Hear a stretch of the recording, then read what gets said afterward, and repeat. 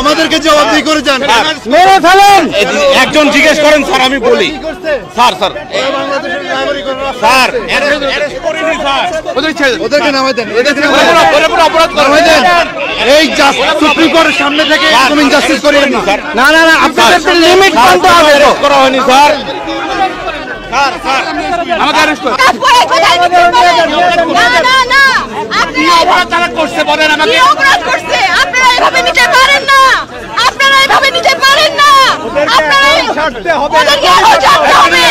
ওদের নিরাপত্তা দেন, ওদেরকে ছেড়ে দেন, ওদেরকে ছেড়ে দেন, ওদেরকে ছেড়ে দেন।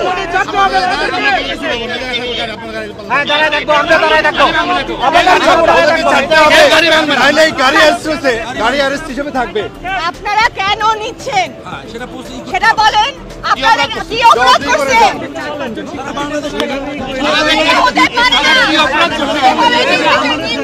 আপনারা কাউকে ধরে নিতে পারেন না, এভাবে আপনারা কাউকে নির্বিচারে নিতে পারেন না।